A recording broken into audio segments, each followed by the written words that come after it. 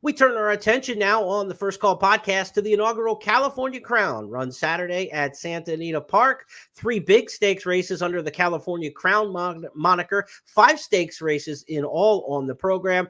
And we've got 5 million first rewards points that you can hit and split throughout the card on Saturday when you play with BET and Xpressbet on Santa Anita. There's a $1 million point hit and split on the early pick 5 on the card. There is a $2 million hit and split that comes up on the all stakes pick 5. If you can connect all 5 stakes winners on Saturday, you'll split your share of 2 million first rewards points in that hit and split. And there's also a 2-day wager between the California Crown and Sunday's Zenyatta Stakes, a 2-day daily double where there are also 2 million first rewards points in a hit and split. So a lot of different gambling options for you on Saturday at Santa Anita. Be sure to check santanita.com and news.first.com for all your updated information on the California Crown, as well as the California Crown First Wager Guide. At Santa Anita on Saturday, we are going to handicap the California Crown John Henry Turf coming up first in race number 7. We'll follow it with the Eddie D in race number 8, the California Crown main event, $1 million race in the 9th, and the City of Hope Mile wraps things up in race number 10. And again, tournament players, you got the $6,000 California Crown betting challenge coming up on Saturday if you're into the high roller tournament scene. $10 money back special offered on those 3 California Crown races. That means if your win bet finishes second or third and you bet with BET and Xpressbet, you'll get up to $10 back in your account in the form of wagering credits. Jeff Siegel, let's handicap now the California Crown John Henry Turf, named after the great grass runner John Henry. He was a great dirt runner. He ran on anything. 1.25 miles, they'll start down the hill here at Santa Anita, then make a lap of the course proper. How do you see this group of veterans that are very familiar with one another? Well, that's the thing is, I mean, this is a group that seems to take turns. You can make a case if you had to draw a name out of a hat and say, okay, make a case for this horse. You could.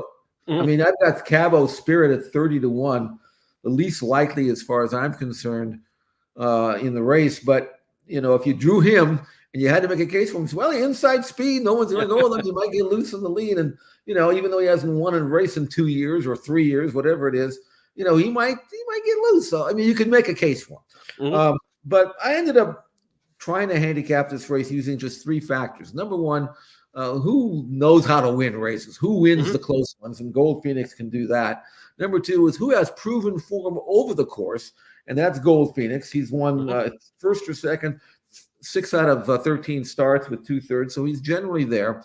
And the third thing is who is pace dependent and who isn't. And Gold Phoenix he's a closer, but he doesn't have to be that far back.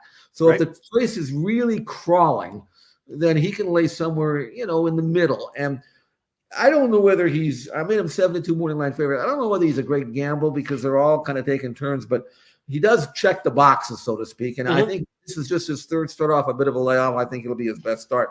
The one that I really wanted to like, Jeremy, was Balnikoff, but here's the problem with Balnikoff. He's stuck way outside, which you don't really want to be coming down that dog leg, so he's not going to get early position. Number 2 is that he's 0 for 8 lifetime at Santa Anita, so I'm not so sure he's not a lot better somewhere else than he is at Santa Anita. I think that might be the problem with him. He doesn't like the course, and then he doesn't really have any tactical speed, so he is pacing. I think Balnikoff, given a different set of circumstances, you know, maybe a better post, maybe more pace, maybe somewhere other than Santa Anita, would win this race. But I can't go there, although I do expect him to hit the board. So I'm stuck with the other D'Amato, Gold Phoenix. I think there's a possibility that if you look at these fields, you've got a horse like Masterpiece who hasn't been winning, but could. He's going to trip, and Hernandez rides him back. He's our best rider. Dicey Mochara is kind of a grinder. Don't think he'll win, but he could hit the board. It's that kind of race. If you needed the gun to my head, if you needed to make it maybe a pick, I'll go with Gold Phoenix. But, you know, if I'm playing pick sixes, I'm spreading. Let's take a look at Gold Phoenix winning last time out at Del Mar. Dicey Mochara in front. Masterpiece turning the pressure on now. Gold Phoenix along the inside. Rock Emperor in the goal down the centre of the track, and Balnikoff getting involved late. They come for home. Dicey Mochara's all heart hanging on. Dicey Mochara, Gold Phoenix down at the rail. Gold Phoenix going to get him. Gold Phoenix got up to win it. Dicey Mochara second. Balnikoff.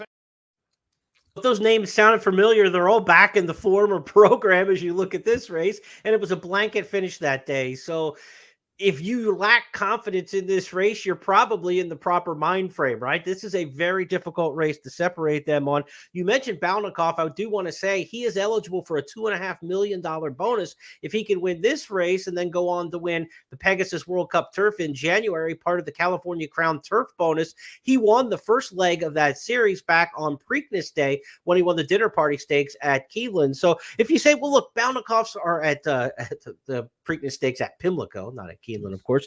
Balnikov, though, you say maybe not a mile and a quarter horse. He might be a little bit better shorter, but he's chasing some of that cash, right? And rightfully so. He's run some pretty good races up to a mile and an eighth, and he wasn't beaten far in that Delmar handicap at a mile and 3/8. It just might not be his absolute best trip. But the fact that you could throw a blanket all over these and that they've taken turns beating each other, I just went completely another direction. And I went with number 3 in here, Divan Propos. This is a horse for Phil D'Amato, 2 wins and 3 starts here in the U.S. Just got beat 3/4 of length in the 1 defeat. French import, we're going to find out. I mean, should definitely be successful over a mile and a quarter. Has already won at the trip over the course at Santa Anita back in June. I'm just going with a fresh face, good post position in here in the 3-hole. Antonio Frazu's having a really good year in the saddle. So give me the 3 in here at a little bit of an upset, not a massive confidence play. I don't know how you come up with a confidence play in this one, Jeff. No, I mean, I looked at that horse quite closely. He didn't quite have the proven form, but he's only had 10 starts. He's won 4 races. He's got enough tactical speed. He's another horse that checks boxes. Now, I made him 6-1. I would gamble on him at 6-1. Right. I will, because he's going to draft into a great spot, and he's a progressive horse with further improvement in him. 1 for 1 over the course. I mean, he's another one. The only thing he hasn't done is won a race like this. But if he had won a race like this, he wouldn't be 6-1. He'd be 2-1. So I see where you're coming from on buy that. now, buy now is what you're saying. Because if he wins this race, you won't get 6-1 again. He may have more upside than some of the horses who've been knocking around and basically are what they are. Right. I mean, they are what they are, and Divine Propos might be better than what he is. So why not? Sometimes you just call it a default pick as a public handicapper. You're looking for somebody else, and he was the best of the others, the way I handicapped the race. So we'll see how it shakes out. Now, let's go to race number 8 next up. It's the downhill turf sprinters in the Eddie D Stakes. California Crown Eddie D, named for the Hall of Fame legendary jockey, my favorite rider of all time, because anybody who follows my handicapping knows I love the closers. We live and die with them, and nobody was better on a late running horse than the Hall of Famer Eddie Della. Who say so? The Eddie D Stakes down the hill. We expect a tight finish in this one, as you usually do in these turf sprints. The shipper in here gets all the attention, Jeff. Big Invasion. What do you make of this one for Christophe Clement? We saw him at Santa Anita last year run a bang-up race, hitting the board in the Breeders' Cup Turf Sprint. That was on the proper course, the regular circuit. They're back going down the hill for the Eddie D. So while he's been to Santa Anita before, he's never run down the hill. This will be some new turf, if you will, for Big Invasion. It's a different course, different everything, running on the flat for the hillside course. My favorite Eddie D story before I try to make a selection in this grass grab bag. We had a horse named Prize, of course, and we ran him in the Jockey Club Gold Cup against Easy Goer, thinking because we had just beaten Sunday Silence at Santa Anita, at Hollywood in the swaps, that if we beat Easy Goer, we had a chance to be, champion 3-year-old, even though we didn't run in the Triple Crown. So we went against Easy Goer, and it was one of those, big sandy courses at Belmont, and we got beat maybe 35 lengths in that race. And Easy Goer won by a pole. So we were all kind of disappointed. And then we went back to the barn to make sure the horse, had pulled up well. And Eddie D, who had ridden him, said, "Don't worry about this race at all. Don't worry about it. I pulled him up on the clubhouse turn. He couldn't handle the sand. Forget about it. Just put him on the grass next time out. We can win. We can win. He'd be a better grass horse anyway." So I'm thinking, I'm standing there, I'm saying, well, that's good enough for me. Anyway, next start, he wins the Breeders' Cup Turf. First time ever on grass. Thank you, Eddie D, for that. Yes. And I always thought Eddie D would be a great trainer, but he didn't really want to do that. But he could have been if he wanted to. That's how sharp he was. Anyway, so this race, I looked at Big Invasion, and you look at it, he's good enough to win this race if he handles the course. He doesn't have any tactical speed. You really have to kind of settle and make a run. Now, deep closers can win down the hill, but 2 things have to happen. They have to have pace up front, a lot of it, and then they have to get lucky. because you know how that scramble crossing down the dirt, horses fan out. You can't get fanned out too wide, but on the other hand, if you sit in there and hope it opens up, sometimes it doesn't open up. So I don't know whether it's a great gamble, but in looking at that race, I remember his race in the Breeders' Cup Sprint here, really, really good. Again, apples and oranges regarding the course, flat course versus the hillside. But he's in good form. You know, I mentioned, you know, sometimes I didn't mention the jockey, but first time Pratt has always been a big play for me. You know what I'm saying? And even though, you know, he hasn't ridden this horse, you have to expect that he's going to run better for Pratt than anybody else. And so and I think Flavien knows the course, and I think he'll try to drop over, you know, hopefully all the speed horses, you know, cheap speed horses like a horse like Noble Reflection, who can't win, but he can make a pace fast. I hope that all stay in and it allows Big Invasion to have his best chance to win. Johnny Padres is the same way. He is a deep closing horse who pace dependent, but man, if he can get fractions to run at, Johnny Padres can absolutely be dangerous in the final furlong. He's so much improved. He's not quite as fast as Big Invasion is on numbers, but he's very, very good. And if those of you who don't remember Johnny Padres, he was a winning pitcher in the 1955 World Series for the Dodgers. He played for the Los Angeles Dodgers when they played in the Coliseum. And Johnny Padres was most noted for leaving early at the games, during the games when he knew he wasn't going to pitch, to go to Hollywood Park 5 miles away to catch the last race of the day. He told Olsen, "I'm gone. I like something in the ninth." You know, or the eighth. So that's why his horse is named after him. No horse has been better, more appropriately named than Johnny Padres as a racehorse. Johnny loved to play. Him and Don Zimmer were just, I say this affectionately, they were degenerates. I love them. I used to play with Johnny Padres in an old video game when I was a kid. Earl Weaver Baseball on the computer. Johnny Padres, Don Newcomb. You had like a lot of old teams on there, on the old Dodgers teams. So yeah, Johnny Padres. He's also coming out of the Green Flash, where he just narrowly missed a Motorius, who will skip this race, but expect Motorius probably to be one of the horses for the Breeders' Cup Turf Sprint. The Green Flash has been a very predictive and positive race towards this Eddie D over the years. One of the stats you can find when you check things out in that first wager guide for the California Crown Day. Other thing, too, of stats in there of note, Flavien Prat, the most successful jockey in Santa Anita downhill turf sprints going back the last several years. Of course, he's based in New York now much of the year, leading jockey in terms of stakes wins this year at Saratoga. But Pratt rides the downhill turf course better than anyone. He's like 22% winner, according to our Bet Mix stats in that wager guide. He teams, like you said, with Big Invasion for the first time. And, of course, Big Invasion, he doesn't need a whole lot of help at this point because he's coming off a win in the Harvey Pack. Followed by Charging. Our Shot is on the outside. Arzak down at the rail has 6 to make up, starting to mount his bid. And getting to the outside of the course is Arzak. And Big Invasion is widest of all. Final Furlong Super Quest has collared high front. They're head and head for the lead.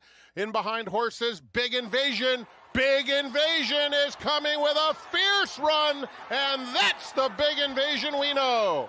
Running down Our Shot, Super Quest was third in the... We know he loves Saratoga, and he got that homecoming win last time. We'll see if that translates back to Santa Anita. He's been here before, Breeders' Cup style, like we said. It's whether or not Big Invasion handles the downhill turf course. That's not a question with number 2, First Piece, and that's why I ended up with First Piece.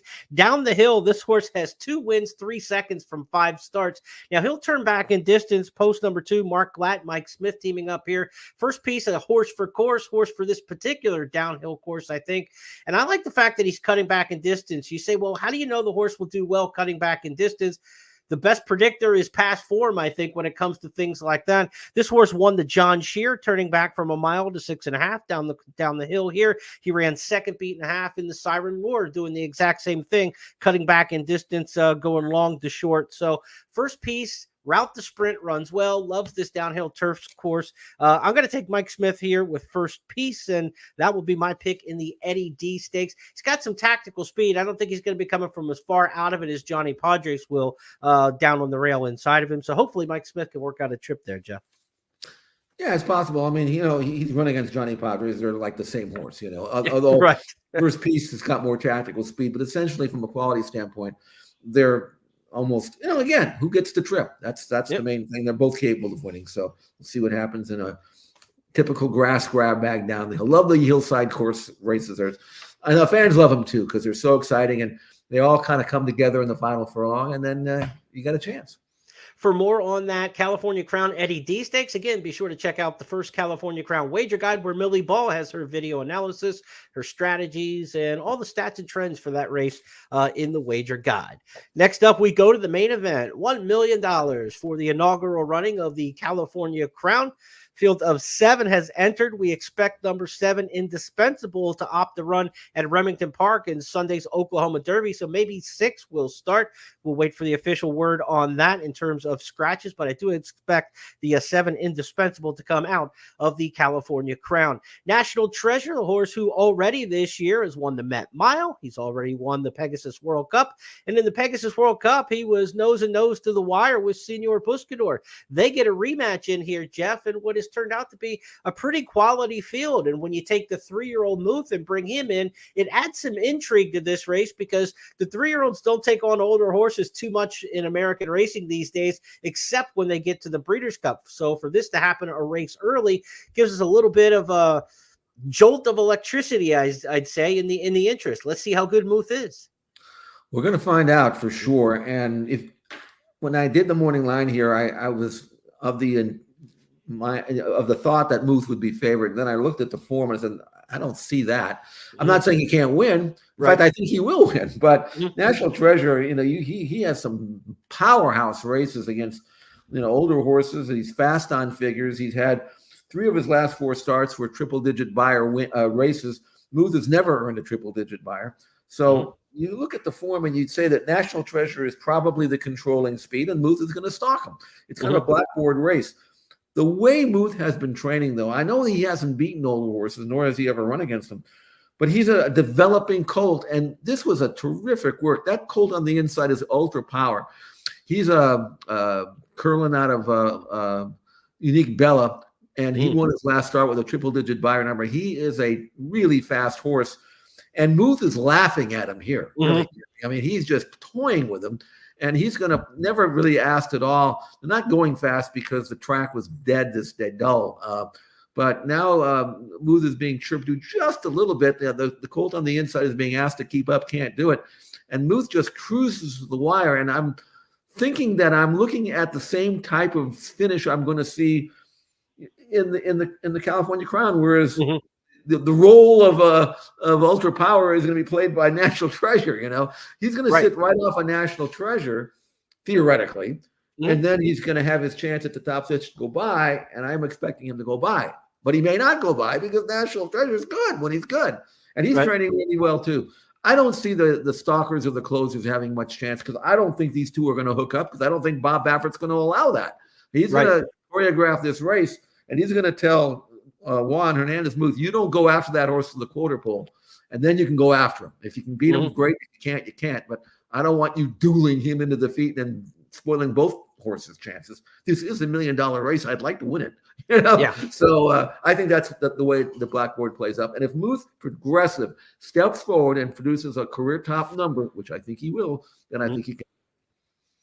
I looked at the Brisk Pass performances for this race because of exactly what you're talking about. The way it shakes out, it looks like National Treasure on the blackboard, and then will Muth be strong enough to push by? And when I looked at the Brisk late pace figures, it's no contest. Muth does have much better late pace figures than what we've seen out of National Treasure. And yet still, I ended up picking National Treasure in here. And I think I might end up with it's just the whole lone speed thing. I don't ever want to get back an advantage like that with a really good quality horse, right? A lot of times you'll take lone speed in a cheap claiming race. The horse just gets out there and gets comfortable. They tend not to give back their advantage. But at 1 1/8, this is a real concern whether or not National Treasure at 1 1/8 can beat a top-class horse like Muth, or maybe even Senor Buscador, who's going to get into gear late. Senor Buscador probably runs out of racetrack here, right? I mean, typically Santa Anita at 1 1/8 like this wouldn't be begging for a deep closer like him, but you could certainly see him making a nice run, propelling him forward to the 1 1/4 at Del Mar for the Breeders' Cup Classic. pick. As for the two Bafferts in here, maybe they're not classic horses, and they're both dirt mile prospects. Muth maybe would go towards the classic, but we've never seen him beyond a mile and an eighth to this point, winner of the Arkansas Derby. He's by good magic out of an Uncle Mo mare. They probably would go on to the classic if they were able to run successfully in this race, but National Treasure almost certainly would go to the dirt mile out of this, you would have to think,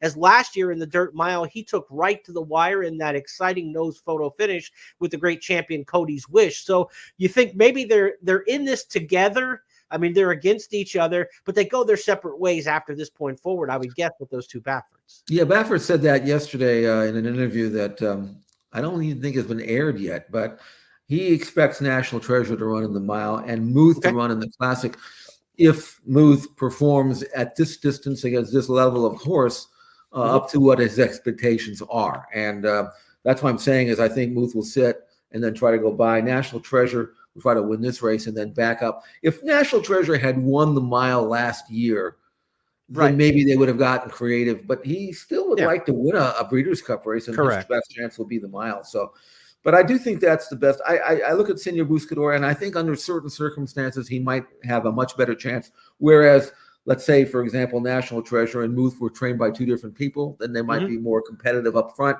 And over a racetrack that maybe doesn't quite favor the closers. It's not impossible to stalk and sit second or third or fourth and win, but I don't want to come from too far back on this track. Yeah, it just looks like those two 1-2 in some form or fashion here. We'll see how it shakes out. If you want more on this race, be sure to check out the California Crown Wager Guide from First. Our man Eddie Olczyk. Eddie O's got you with the classic analysis for the California Classic, plus our whole team and pool of handicappers across the First family of racetracks and properties, all in the handicappers consensus grid, have their top four finishers for the California Classic. So be sure to check that out. I think about 20 handicappers in all giving their opinion of the big race. It's Muth trying to run down National Treasure. That's the way Jeff and I both see the inaugural California Crown. That is our Express Bet Race of the Week. Be sure to check that out. Sign up for the email newsletter for First Bet and Express Bet each week and get that sent into your email inbox. I'll tell you, I don't try to make hay and value out of this race. I'm going to try to get a daily double from my pick in the seventh race, the Eddie D, into this race and try to build out some value that way. We've got a minor upset pick there with the two horse in the seventh race. So we'll try to connect some daily doubles with the two logical horses there in our race of the week, which produced an $870 return last week. So it's been a really good year in the race of the week space. Let's go to our final race of the California Crown Day card at Santa Anita. 10th on the card. This is not your typical get out race. These aren't Calbred maiden claimers in the final race on the card. We've got the City of Hope Mile Grade 2 company. And Jeff, one of California's top Breeders' Cup prospects in all in this race, Johannes. He has been just a daisy cutter on the turf so far this year. Do you think he keeps it rolling? Well, he's a perfect 5 for 5 over the Santa Anita turf course. I see no reason why he won't. Beautifully drawn, very favorable pace scenario for him. Training solidly on the dirt. He's a horse that just does what he's asked. I just think that he's going to get a great trip and prevail as always. He always puts himself in the right position, and he always explodes from the quarter pole to the wire. He's really hard to beat. In doing the morning line, which, by the way, for my protection, I want to disclose, and I had to do this last Tuesday, so I didn't really have a lot of time. And they told me they needed it Tuesday about the Monday night. I said, "Oh, yeah, okay, I'll do the. No, we need the whole card. Oh, thanks a lot for telling me." So I ended up making Trickery 8-1. I think he's better than that, honestly. If I could do it over again, I'd probably drop him to 5 because he's got tactical speed, unproven against these older horses, but his rising numbers tell me that he might be this good. I think he could be second, and I think Du Jour from that rail post is going to get a good ground-saving trip. He's another horse that is better at Santa Anita than anywhere else. So if you're playing this race, I mean, Johannes over Du Jour, Johannes over Trickery. I think that's pretty much it as far as I'm concerned. Again, these are high-quality horses that are in good form. Du Jour's form at Del Mar looks a little stale, but he's better than that. He didn't get good trips there.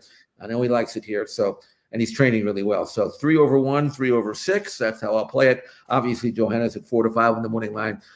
You can single him if you want to play in the pick six or something. But if you're not in that, then that's the way to play the exactas and trifectas, I think. If he runs like he did in the Eddie Reed, there's no hope for the others in the City of Hope. Top of the lane, and Balladeer tries to find more on the lead, but Johannes comes breathing down his neck in second. De Jure is on the outside, and Masterpiece the Grey is still in with a shot too. Homeward bound, and Johannes now grabs the lead and sets sails for home. Johannes is the one to beat. Nobody can beat him right now, though. Coming late is Dicey Mo Chera, but Johannes too stylish, and Johannes and Umberto Rispoli win the Eddie Reed very impressively. Continue that run now to Santa Anita, which is actually his better venue than Del Mar. So I prefer. yeah, that's hard to go against there. Johannes, top pick for both of us in this City of Hope mile. That's going to wrap up our handicapping, not only for the California Crown, but all of our races here on the First Call Podcast.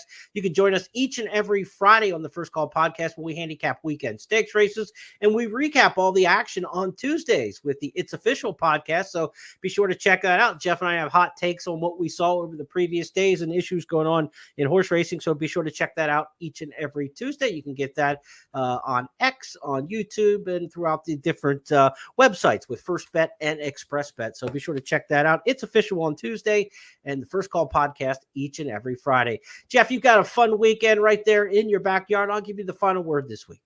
Well, yeah, great racing here. Full card. We'll have an earlier first post time at 12:30. So top to bottom, a really, really good, enjoyable day of racing here. But of course, we'll also be watching all the good races around the country as well. Really a major stepping stone to the Breeders' Cup. We'll see who can step up and become one of the favorites and hit that championship day card at Del Mar in peak form. So good gambling and good luck to everybody, and enjoy the races. Have a great weekend, everybody.